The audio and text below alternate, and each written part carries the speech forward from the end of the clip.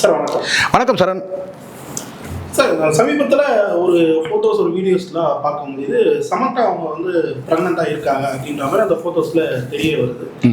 ஃபேன்ஸும் அதை வந்து ரொம்பவே சந்தோஷமாக அதை பார்க்குறாங்க. இந்த மாதிரி விஷயங்கள் போகுது. இதற்கு முன்னாடி முதல் திருமணம் சமந்தாவுக்கு டைவர்ஸில் முடிந்தது. அப்போ வந்து விவாகரத்தப்போ நாக சைதன்யா சொன்ன விஷயம், இவங்களுக்கு வந்து மகப்பேறு பெறுவதற்கான தகுதி இல்லை அப்படின்ற மாதிரி ஒரு ட்ரீட்மெண்ட்டில் இருக்காங்க அப்படின்ற மாதிரி ஒரு விஷயங்கள்லாம் சொல்லி தான் அவங்களுக்குள்ள விவாகரத்து நடந்தது. இப்போது இந்த மாதிரி ஒரு விஷயம் வந்து வெளியாக இருக்குது. எப்படி பார்க்குறீங்க?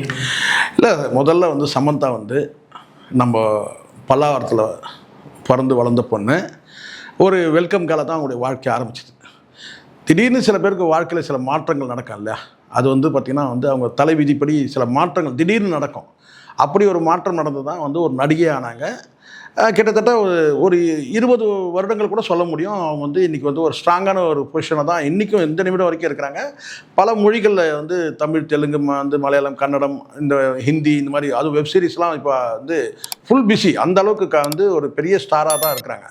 இடையில திடீர்னு அவங்களுக்கு வந்து பார்த்தீங்கன்னா வந்து ஒரு பெரிய குடும்பம், அவங்களுக்கு தெரியும் நினைக்கிறேன், நாகார்ஜுனா குடும்பம் வந்து ஆந்திராவில் வந்து பெரிய குடும்பம். அவங்க அந்த பெரிய மிகப்பெரிய பலம் பொருந்திய கிட்டத்தட்ட அவங்களோட சேர்ந்து இப்போ நாகார்ஜுனா குடும்பத்தோடு சேர்ந்து வந்து ஒரு 4 குடும்பம் இருக்குது. தமிழ் இப்போ இந்திய சினிமாவே வந்து ஆட்டி படைக்கிற அளவுக்கு வந்து பலம் பொருந்திய நடிகர்கள் இருக்கிறாங்க. சினிமா குடும்பம் இருக்குன்னா அது ஆந்திராவில் இருக்குது. ஒரு 4-5 குடும்பம் சொல்ல முடியும். அப்போது அந்த 5 குடும்பமுமே வந்து பார்த்திங்கன்னா ஏதோ ஒரு வகையில் வந்து பார்த்திங்கன்னா நாகார்ஜுனா குடும்பத்தோட தொடர்பில் இருப்பாங்க, லிங்கில் வருவாங்க. ஏதாவது பொண்ணு கொடுத்து பொண்ணு எடுக்கிறதுல இந்த மாதிரி அது சில நேரங்களில் சாதிகளை கடந்து கூட அது நடக்கும். சரிங்களா? அது வந்து சிரஞ்சீவி குடும்பமாக இருக்கட்டும், அல்லது வந்து என் டி ராமாராவ் குடும்பமாக இருக்கட்டும், இந்த மாதிரி வந்து பார்த்திங்கன்னா இந்த குடும்பத்தோடு நெருங்கிய வந்து பார்த்திங்கன்னா வந்து மோகன் பாபு, இன்னும் ஒரு 5 குடும்பம் இருக்குது அங்கே. ஏதோ ஒரு வகையில் வந்து பார்த்திங்கன்னா வந்து நாகார்ஜுன குடும்பத்தோட தொடர்பில் இருப்பாங்க. மிகப்பெரிய வந்து ஒரு பணக்கார குடும்பம் தான். வந்து அவங்க தாத்தா நாகேஸ்வர அவர் அந்த காலத்தில் என் டி ராமாராவ் காலத்தில் பெரிய நடிகர், நாகார்ஜுனா பெரிய நடிகர்.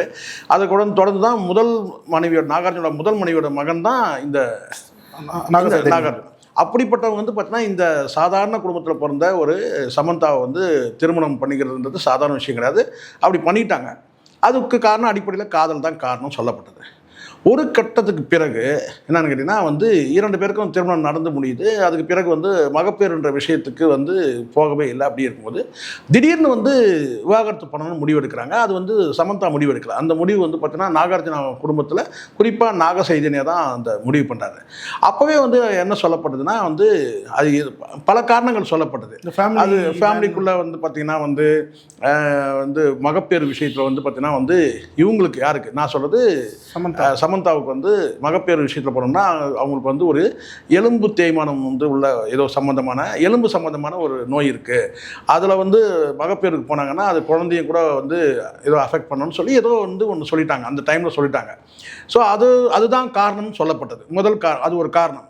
ஆனால் வந்து அது வெளிப்படையாக சொல்லலை. அதே சமயத்தில் அடுத்து நெக்ஸ்ட்டு வந்து என்ன சொல்லிட்டாங்கன்னா, சமந்தா வந்து பார்த்திங்கன்னா உங்களுக்கு தெரியும் நினைக்கிறேன், ஒரு தெலுங்கானாவில் இருக்கிற ஒரு முன்னாள் அமைச்சர் கூட வந்து ஒரு அமைச்சர் அவங்க கூட ஒரு வார்த்தை சொன்னாங்க. என்னென்னா அட்ஜஸ்ட்மெண்ட்டுக்காக வந்து ஈடுபடுத்த பார்த்தாங்க அப்படின்னு சொல்லி ஒரு தகவல். அந்த காலகட்டத்தில் என்னன்னு கேட்டிங்கன்னா ஒரு 300 கோடி ரூபாய்க்கு மேலே உள்ள ஒரு பெரிய வந்து ஒரு கன்வென்ஷன் ஹால், 300 கோடிக்கு மேலே ஒரு கன்வென்ஷன் ஹால் வந்து தெலுங்கானாவில் வந்து இருந்தது. அது வந்து முழுக்க அரசு புறம்போக்கில் கட்டினது.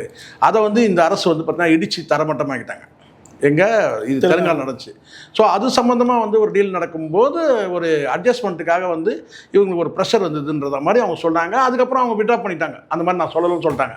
இதெல்லாம் ஆந்திராவில் தெலுங்கானா நடந்த அரசியல். அப்போது ஒரு கட்டத்துக்கு மேலே விவாகரத்து என்பது எதற்காகன்றது சொல்லாமல் இன்னும் கூட சொன்னாங்க, சில நடிகர்களோட ரொம்ப வந்து இவங்க நெருக்கமாக அந்த ஃபேமிலி மேன்ன்ற சீரீஸ் ஏதோ ஒன்று வந்ததுன்னு நினைக்கிறேன். அதுதான் அப்போ ரொம்ப நெருக்கம் பாராட்டாங்க. நடிகர்களோட வந்து நெருக்கம் அதிகமாக இருக்குது. எப்பவுமே நெருக்கமாக வந்து நிறைய நடிச்சிருக்கிறாங்க. அதெல்லாம் தெரிஞ்சு தான் வந்து நாக சைதன்யா திருமணம் பண்ணிக்கிட்டு. ஆனால் அது ஒரு காரணமாக சொல்லப்படுது. ஆக விவாகரத்துக்கான முறையான காரணம் எதுவுமே சொல்லாமல் ஒரு கட்டத்தில் வந்து டைவர்ஸ் பண்ணுறாங்க. அப்போ அவங்களும் கேட்டவுடனே டைவர்ஸ் வந்து பார்த்திங்கன்னா வந்து அவளை வந்து பார்த்தீங்கன்னா மன வருத்தத்தோட வேதனையோடு அவங்க வந்து அந்த டைவர்ஸ் கொடுத்தாங்க. அப்போ வந்து அவங்க கண்ணீரோட பல பேட்டிகள் கொடுத்தாங்க. நாகார்ஜுனா சைட்லேருந்து 200 கோடி ரூபாய் கிட்ட அந்த டைமில் தான் நான் செஞ்சாங்கன்னா வந்து நாகார்ஜுனா வந்து அதாவது தன்னுடைய மருமகளுக்கு வந்து ஒரு ஜீவனாம்சமாக கொடுக்கணும்னு சொல்லிட்டு ஒரு 200 கோடி கொடுக்கறதுக்கு அவர் முன் வந்தார். எப்படிப்பட்ட நடிகையாக இருந்தாலும் அந்த 200 கோடி ரிசீவ் பண்ணியிருப்பாங்க. ஆனால் இவங்க என்ன செஞ்சிட்டாங்க, புறந்தள்ளிட்டாங்க, வேண்டான்ட்டாங்க. எனக்கு அந்த பணம் வேணும், உங்களுக்கு தேவை, நான் டைவர்ஸ் தானே வேணும், நான் கொடுக்குறேன், எனக்கு வேண்டான்னு சொல்லிட்டு அவங்க உதறிட்டாங்க. அந்த 200 கோடி அது பெரிய அளவில் பேசப்பட்டது, மிகப்பெரிய வந்து ஒரு அவமானமாக கருதப்பட்டது. ஏன்னா அவங்களுடைய சொத்துக்கள் எப்படி பார்த்தாலும் ஒரு 20,000 கோடி சொத்து இருக்கும் எப்படி பார்த்தாலும் யாருக்கு, நாகார்ஜுன ஃபேமிலிக்கு. அப்படி இருக்கும்போது இது ஒரு 200 கோடின்றது ஒரு பெரிய விஷயமே கிடையாது. அவங்க பொறுத்த வரைக்கும் ஒரு பேக்கெட் மணி மாதிரி தான் அது. ஆனாலும் அதை வந்து பார்த்தீங்கன்னா இந்த நடிகை வந்து 200 ரூபா ஒரு வெல்கம் கேலாக வந்து வேலை செஞ்ச ஒரு பெண் வந்து 200 கோடி ரூபாய் வந்து ஜீவனாம்சம் கொடுக்கும்போது அதை வந்து வேணான்னு சொன்னாங்க. அதுதான் சமந்தாவுக்கு வந்து பெரிய என்ன சொல்லிக்கிட்டேன் ஒரு பேர் எடுத்து கொடுத்தது. அந்த இப்படி அதாவது பணத்துக்கு நான் ஆசைப்படலை, ஆனால் நான் வந்து விரும்பினது உண்மை நாகசேனா. அதே சமயத்தில் வந்து அவராக கேட்கும்போது அவங்களாம் வந்து ப்ரெஷர் கொடுத்து கேட்கும்போது அவங்க வந்து கொடுத்துட்றாங்க. எந்த பஞ்சாயத்தும் பண்ணிக்கல, எந்த பிரச்சனைக்கும் போல் பண்ணிட்டாங்க. அதுக்கப்புறம் வந்து நிறைய அவங்க சொன்னாங்க, தன்னம்பிக்கையோடு நான் வந்து உழைச்சி நான் வந்து என்னை நான் வந்து நிர்மாணிச்சுப்பேன், இந்த நோயிலேருந்து என்னால் வெளியே வர முடியும் அப்படின்னு சொல்லிட்டு எக்ஸசைஸ் பண்ணி அது பண்ணி அவங்க வந்து இன்றைக்கும் கூட வந்து பார்த்திங்கன்னா அவங்க வந்து இன்றைக்கி வந்து ஒரு தன்னம்பிக்கை நிறைஞ்ச பெண்ணாக தான் இருக்கிறாங்க. ஒரு கட்டத்துக்கு பிறகு வந்து ராஜ் நெடிமுருன்னு சொல்லிட்டு ஒரு இயக்குனரை வந்து திருமணம் பண்ணிக்கிட்டாங்க. இப்போ வந்து பார்த்திங்கன்னா வந்து ஒரு படம் என்னன்னு கேட்டால் வந்து என்இன்டி பங்காருன்னு சொல்லிட்டு ஏதோ, அதாவது எங்கள் தங்கன்னு சொல்லிட்டு தமிழில் வந்து மொழிபெயர்மையமாக வந்து மீ இன்டி பங்காருன்னு சொல்லிட்டு ஏதோ ஒரு படம் தெலுங்கில் விஜய் அவர்கள் போய் சந்திச்சாங்க. ஆமாம், அது மாதிரி அது வந்து அந்த படம் வந்து இப்போ எங்கள் தங்கம்னு ஒரு படம் வந்திருக்கு. அது முழுக்க வந்து லேடிஸ் சென்டிமெண்ட் உள்ள படம் தான். அது வந்து ஹிட் அடிச்சிருச்சு. இப்போ ரொம்ப சந்தோஷமாக இருக்கான். அந்த நிகழ்ச்சிக்கு வரும்போது தான் இவங்களுடைய அந்த ட்ரெஸ் காஸ்டியூம் வச்சு இவங்களுடைய தோற்றத்தை வச்சு உடலை வைத்து இவங்க வந்து ப்ரெக்னெண்ட்டாக இருக்கிறாங்கன்றத வந்து ஊடகங்கள் எல்லாம் வந்து கொளுத்திப்பட்ட மாதிரி வந்து ஒரு செய்தி வெளியிட்டாங்க. அது எல்லாருக்கும் ஒரு சந்தோஷம். ஏன்னா வாழ்க்கையில் போராடின ஒரு பெண், நம்பிக்கை துரோகம் செய்யப்பட்ட ஒரு பெண், தன்னந்தனியாகவே வந்து தன்னை வந்து நிர்மாணிச்சிட்ட ஒரு பெண், அவங்களுக்கு வந்து பார்த்தீங்கன்னா வாழ்க்கையில் வந்து சூன்யமாயிடுச்சின்னு சொல்லி இந்த திரை உலகமே வந்து பார்த்தீங்கன்னா அவ்வளோதான் சமந்தா இனிமேல் அப்படின்னு சொல்லி சொன்ன ஒரு சொல்லப்பட்ட ஒரு பெண் வந்து இன்றைக்கி வந்து பார்த்தீங்கன்னா வந்து ஒரு ப்ரெக்னெண்ட்டாக இருக்கிறாங்க அப்படின்ற போது அதுக்கு வந்து ஒரு படமும் ஹிட் அடிச்சுட்டு அந்த படம் விழாவுக்கு வரும்போது அவங்க இன்னொரு போனஸாக ஒரு சந்தோஷமான விஷயம்னா அவங்க ப்ரெக்னெண்ட்டாக இருக்கிறாங்கன்ற மாதிரி அந்த காட்சி இருக்குது. அது ஊடகங்களில் பெருசாக பேசப்படுது. இதுதான் ஒன்று. சார், இதை தொடர்ந்து இப்போது நாக சைதன்யாவுடைய மனநிலை இப்போ என்னவா இருக்கும்? இல்லை, ஏற்கனவே வந்து இந்த மாதிரி சமந்தா குறித்து சில ஊடகங்களில் வந்து பதில் தெரிவிக்கும் போது வந்து பார்த்திங்கன்னா வந்து அவர் திருமணம் வந்து பார்த்திங்கன்னா வந்து இவங்க ராஜ் நெடிமுருக்கும் இவங்களுக்கும் திருமணம் நடந்தபோது ஏதோ ஒரு பதிவுலாம் வந்து வெளியிட்டாருன்ற மாதிரி கேட்டால் ஏதோ ஒரு வெறுப்பை உமிழ்ந்த மாதிரி சில பதிவுகள் வெளியிட்டாருன்னு ஒரு தகவல் இருக்குது. இல்லை, இப்போ பார்க்கக்கூடிய அது வந்து இருக்குது. அது வந்து இப்போ என்னன்னு கேட்டிங்கன்னா அவர் வந்து இப்போது லோன்லியாக இல்லை, டைவர்ஸ் பண்ணிட்டாரு. டைவர்ஸ் பண்ண உடனே வந்து திருமணம் பண்ணிட்டாங்க. இப்போ இவங்க வந்து டைவர்ஸ் பண்ணி இவங்களும் தான் திருமணம் பண்ணிட்டாங்க. ஆனால் ஒரு லாங் கேப் எடுத்தாங்க. ஆனால் அவர் வந்து இவங்களை டைவர்ஸ் பண்ண உடனே அடுத்தது வந்து பார்த்தீங்கன்னா சோபிதான்ற ஒரு பெண், உங்களுக்கு தெரியும், பொன்னியின் செல்வன் நடித்த ஒரு பொண்ணை வந்து உடனே கல்யாணம் பண்ணுறாரு. அப்போ யார் ப்ரெஷர் கொடுத்துருப்பாங்க? அப்போ அதிலே வந்து தெரிஞ்சிச்சு என்னன்னு கேட்டால் ப்ரெஷர் கொடுத்துட்டு அப்போ ஆல்ரெடி ஒருத்தர் ஃபிக்ஸ் பண்ணியாச்சு, சோபிதாவை வந்து ஃபிக்ஸ் பண்ணியாச்சு. சோபிதாவும் வந்து மிகப்பெரிய வந்து ஒரு பணக்கார குடும்பத்தை சார்ந்த பெண்ணுன்னு சொல்கிறாங்க. ஏதாவது ஒரு கிட்டத்தட்ட ஒரு 1500 கோடிக்கு மேலே சொத்து இருக்குதுன்னு சொல்கிறாங்க அந்த சோபிதான்ற பெண்ணுக்கு.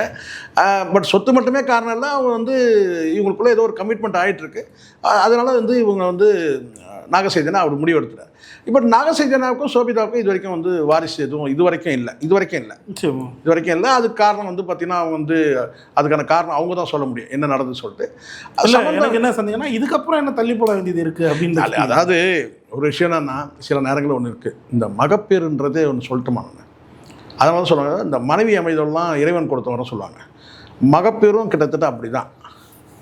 அதாவது ஒரு பெண் வந்து தாய்மை அடைகிறதும் இருக்கட்டும், வந்து ஒரு ஆண் வந்து அந்த தந்தை என்ற அந்த ஸ்தானத்தை அடைகிறதும், இது வந்து 2 பேர் சேர்ந்து முடிவெடுக்கிற விஷயமே கிடையாது. இது வந்து பார்த்தீங்கன்னா இயற்கை கொடுக்குற ஒரு வரம் தான், இறைவன் கொடுக்குற ஒரு வரம் தான். அப்படி தான் நம்ம அதை வந்து எடுத்துக்க முடியும். எவ்வளோ தான் பணம் இருந்தாலும் என் வாழ்க்கையில் நான் பல பேரை சந்திச்சிருக்கிறேன்னு கேட்டிங்கன்னா வந்து கோயில் குளமெல்லாம் சுற்றுவாங்க, பெரிய அவங்ககிட்ட எல்லா வகையிலும் பணம் வந்து கொட்டி கிடக்கும். ஆனால் அவங்களால அந்த மகப்பேறுன்ற விஷயத்துக்கு போக முடியாது. இப்போ வந்து டெக்னாலஜி வந்த பிறகு இப்போ ஒவ்வொருத்தரும் ஒரு மாதிரி வந்து ஒரு முடிவு எடுக்கிறாங்கன்னு வச்சுங்களேன். அது இப்போ ரீசெண்டாக சயின்டிஃபிக்காக ஏதோ வந்து இப்போ ட்ரீட்மெண்ட்லாம் சிலதெல்லாம் வந்திருக்கு, அது மாதிரி எடுக்கிறாங்க. சில பேர் வந்து இல்லை இயற்கையான ஒரு நமக்கு வந்து அந்த குழந்தை இருக்கணும், இயற்கையாக வந்து நடக்கணும் அது அப்படி சொல்ல சயின்ஸு டெக்னாலஜியை நம்பாமல் இயற்கையாகவே வந்து நமக்கு வந்து ஒரு மகப்பேறு அடையணும்னு சொல்லிட்டு சில பேர் காத்திருக்கிறாங்க. அப்படிப்பட்டவங்களும் இப்போ இருக்க தான் செய்கிறாங்க. எல்லாருமே சயின்ஸை நோக்கி டெக்னாலஜியை நோக்கி நகரில் இயற்கையாக வந்து நமக்கு வந்து மகப்பேறுன்றது நடக்கணும் அப்படின்னு சொல்லி சில பேர் போகிறாங்க. அந்த மாதிரி ஒரு வேலை இருக்கலாம், ஒரு வேலை. ஏன்னா முழுக்க முழுக்க இவங்க வந்து இப்போ சிக்கலை என்னென்னு கேட்டால் சாதாரண குடும்பத்தை கடந்து இவங்கெல்லாம் வந்து கிட்டத்தட்ட நான் சொல்கிறேன் ஒரு கிட்டத்தட்ட ஒரு 20,000 கோடி சொத்து இருக்குது, மிகப்பெரியது. அவங்களுக்கு வந்து என்னென்னா வாரிசுன்றது வந்து இயற்கையாக கிடைக்கட்டும் கூட எதிர்பார்த்துக்கலாம். ஆனால் இந்த விவாகரத்துக்கு சொல்லப்பட்ட சில காரணங்களில் ஒரு காரணம் வந்து இவங்களுக்கு வந்து இருக்கிற அந்த எயில்மெண்ட், அந்த பிரச்சனை இருக்குது, சிகிச்சை எடுக்கிறாங்க இல்லையா, அந்த உடல் ரீதியான பிரச்சனை அது வந்து குழந்தைக்கும் அது வந்து தொடரும்ன்ற மாதிரி இருந்ததுனால அந்த டைமில் வந்து இவங்க வந்து அது அவங்க அந்த விவாகரத்து நடந்தது சொன்னாங்க. ஆனால் இப்போ வந்து பார்த்திங்கன்னா அவங்க வந்து மகப்பேருக்கு நகர்றாங்க கேட்டால் அப்போ அது எந்த அளவுக்கு வந்து போய் இப்போ எல்லாமே அப்படி சொல்ல முடியாதுல்ல. பிரச்சனை யாருக்கையில் இருக்குன்றீங்க. சில பேர் இருக்கிறாங்க, ஒவ்வொருத்தருக்கும் வந்து ஒரு பிரச்சனை எதுன்றது நம்ம ஆராய முடியாது, அது அவங்களுக்குள்ள தான் தெரியும் அது எதுக்காக அந்த விவாகரத்துன்றது. ஆனால் விவாகரத்துன்ற முடிவு எடுத்தது வந்து சம்மந்தா இல்லை, இதை எடுத்தது வந்து நாகசேதி தான். ஆனால் இவங்க 2வது திருமணத்துக்கு இவங்க ஏன் போனாங்கன்னு சொன்னால் அப்போ இந்த ராஜ்நடிமரோட நெருக்கம் இல்லை. அதுக்கு பிறகு சில படங்களில் நடிக்கும் பொழுது அப்போ அவரோட சேர்ந்து அது அவங்களுக்கு நெருக்கம் வருது. அதுக்கு பிறகு தான் அவங்க திருமணம் பண்ணிக்கணும்னு நினைக்கிறாங்க. அவருக்கு இன்னொரு வாழ்க்கை இருக்குது, அவங்களுடைய வாழ்க்கையை டைவர்ஸ் பண்ணிட்டு தான் அவர் வராரு. அப்போ சில பேர் கூட கேட்குறாங்க அது நியாயமானு சொல்லிட்டு. அது நியாயம் இல்லை தான். ஆனால் வந்து இங்கே வந்து பார்த்திங்கன்னா வந்து யாருடைய கண்ணீருக்கும் ஆளாகாமல் ஒரு வாழ்க்கையை வந்து தேர்வு செய்யணும், அது சில நேரங்களில் தவறு பண்ணுறாங்க. ஆனால் இந்த இடத்துல நம்ம பார்க்க வேண்டியது என்னென்னு கேட்டிங்கன்னா, சமந்தா வந்து 200 கோடியை உதறிட்டு அதே சமயத்தில் வந்து கட்டாயப்படுத்தி இப்போ ஒரு ப்ரெஷரில் தான் அவங்களுக்கு அந்த விவாகரத்தே நடந்தது. அந்த ஒரு பெண்ணுக்கு இன்னொரு வாழ்க்கை கிடச்சிருக்குன்ற அந்த ஆங்கிளில் தான் நம்ம பார்க்குறோம். ஆனால் ராஜ்நடிமூருக்கு ஒரு மனைவி இருந்தாங்கன்றதை வந்து அவங்களுடைய சில பதிவுகள் மூலமாக நம்ம தெரிஞ்சுக்கிட்டோம். அப்படி அதை வந்து நம்ம வந்து பார்த்திங்கன்னா வந்து நம்ம பார்வையில் வந்து பார்த்திங்கன்னா நம்ம வந்து வெளியில் வராமல் இருக்குது அவங்களுடைய போக்கு. அவங்க வந்து ப்ராப்ளமாக இல்லாமல் இருக்கலாம், ராஜ்நடிமூரோட மனைவி ப்ராப்ளம் இல்லாதனால நமக்கு தெரியல. ஆனால் அவங்களும் கூட ட்விட்டரில் செய்தியெல்லாம் போட்டாங்கன்னு சொல்லி செய்தி இருக்குது, நம்ம அதுக்குள்ளே நம்ம டீட்டெயில் நமக்கு தெரியாது. பட் எப்படி இருந்தாலும் யாருடைய வந்து கண்ணீருக்கும் ஆளாமல் ஒரு வாழ்க்கையை வாழணும். இப்போ இந்த இடத்துல வந்து பார்த்திங்கன்னா எல்லாருக்கும் ஒரு மகிழ்ச்சி என்னென்னு கேட்டால் படமும் வெற்றி, இன்னொரு பக்கம் வந்து இவங்க வாழ்க்கையிலையும் வந்து பார்த்திங்கன்னா ஒரு மகப்பேருக்கு நகர்றாங்க. பொதுவாக நடிகைகள் மகப்பேறு விஷயத்துக்கு நகர்றதே பெரிய விஷயம். காரணம் கேட்டிங்கன்னா அழகு போயிடுமோ, பணம் போயிடும், அது போயிடும், இது போயிடும்னு சொல்லி தான் இந்த ப்ரெக்னன்சிக்கே போக மாட்டாங்க, காலம் கடந்து போவாங்க. ஆனால் இந்த விஷயத்தில் வந்து பார்த்திங்கன்னா வந்து இப்போ பீக்கில் இருக்கிறாங்க. இப்போ சமந்தா இப்போவும் பீக்கில் தான் இருக்கிறாங்க. இப்போ வந்து ஒரு படம் வெற்றி படம் கொடுத்துட்டு உடனே மகப்பேருக்கு போகிறாங்கன்றது ஒரு பெரிய விஷயம். இந்த இடத்துல ஒரு குறிப்பாக ஒரு விஷயத்த சொல்லி முடிக்கிறேன். நடிகைகள் மகப்பேறுன்னு சொல்லும் போது ஒரு ஞாபகம் வருது. சிம்ரனுக்கு வந்து பி வாசு வந்து ஒரு வாய்ப்பு தராரு.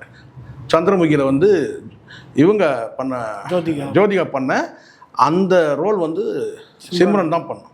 அப்போ சிம்ரன் வந்து பார்த்திங்கன்னா கர்ப்பமாக இருக்கிறாங்க, 4 மாதமோ 5 மாதமோ கர்ப்பமாக இருக்கிறாங்க. அப்போ அந்த அம்மா என்ன சொல்கிறாங்க, என்னால் இந்த படத்தில் நடிக்க முடியாது. ஏன் நடிக்கும்? கிளைமேக்ஸ் காட்சியில் நீங்கள் வந்து டான்ஸ் ஆட சொல்கிறீங்க, இப்போ நான் வந்து ப்ரெக்னென்ட், நீங்கள் அந்த ஷூட்டிங் போகும்போது இன்னும் கூடுதலாக ஒரு மாதம் ஆயிரும். இப்போ 4 மாதம் கற்பனா 5 மாதம் ஆயிரும். என்னால் வந்து அந்த டான்ஸ் நான் வந்து என்னால் நடிக்க முடியாது. அதுக்கு காரணம் வந்து நான் ப்ரெக்னெண்ட்டாக இருக்கிறேன். அவங்க எவ்வளோ கம்பல் பண்ணி கூட கேட்குறாங்க வந்து பார்த்திங்கன்னா, இல்லை இது நீங்கள் எப்படி பண்ண, இல்லை அது என் குழந்தையை பாதிக்கும், நான் வந்து இதை நான் ஒத்துக்க மாட்டேன்னு சொல்லிட்டு எத்தனை கோடி நீங்கள் வந்து எனக்கு இத்தனைக்கு ரஜினிகாந்த் படம் அது வந்து பார்த்தீங்கன்னா ரஜினிகாந்த் படம்னா அது நடிக்கிறதுக்கு எல்லாருமே வந்து முண்டியடிப்பாங்க. அந்த கேரக்டர் அந்த மாதிரி அந்த கேரக்டரில் வந்து உள்ளபடியே ஜோதிகாவை காட்டிலும் வந்து சிம்ரன் நடிச்சிருந்தாங்கன்னா இதோட பிரமாதமாக கூட நடிச்சிருக்கலாம். அது நம்ம சொல்ல முடியாது. ஆனால் ஜோதிகா நல்லா தான் நடித்தாங்க. ஆனாலும் வந்து அப்போ அந்த இடத்துல வந்து பி வாசு வந்து ஒரு பதிவு போட்டிருந்தார். நாங்கள் எவ்வளோ வந்து நாங்கள் கன்வின்ஸ் பண்ண ட்ரை பண்ணோம், பணம் அது இது கொடுத்து நம்ம வந்து பார்த்தீங்கன்னா இந்த கேரக்டர் நடிக்க சொல்லிட்டு. ஆனால் அவங்க வந்து கடைசி வரைக்கும் முடியாதுன்னு சொல்லிட்டாங்க. அது காரணம் அவங்க தாய்மை வென்றதுன்ற மாதிரி ஒரு பதிவு போட்டுருந்தார். அவங்க தாய்மை தான் வென்றது, நாங்கள் தோற்றுட்டோம், அவங்ககிட்ட கன்வின்ஸ் பண்ணவே முடியல. ஏன்னா அவங்க பிள்ளை கொடுத்த அந்த முக்கியத்துவம் யார், சிம்ரன். ஸோ இந்த இடத்துல வந்து நம்ம மீண்டும் பதிவு பண்ணணும்னா, இப்போது சமந்தா வந்து இப்போ ப்ரெக்னெண்ட்டாக இருக்கும்போது பார்த்தீங்கன்னா அடுத்த படங்கள் நடிக்கிறதுக்கான வாய்ப்பு இல்லை. ஆனால் வந்து ஏன்னா வந்து இந்த மகப்பேறுன்றது அவங்க வாழ்க்கையில் வந்து ரொம்ப அவசியமானது. அதனால தான் அவங்களுக்கு வந்து பார்த்தீங்கன்னா ஒரு வாழ்க்கையில் ஒரு பின்னடைவே ஏற்படுது. அதை வந்து இப்போ அது இல்லைன்ற பட்சத்தில் அது வந்து என்ன ஒரு வெற்றிகரமான வந்து ஒரு மகப்பேறு வந்து அவங்க அடையணுன்றது இருக்கிறதுனால அவங்க வந்து இந்த சினிமாவில் வந்து பார்த்தீங்கன்னா சில காலம் விலகி கூட இருக்கலாம். ஓகே சார், பல்வேறு கேள்வி தெளிவாக நேரத்துக்கு நன்றி சார். நன்றி சார்.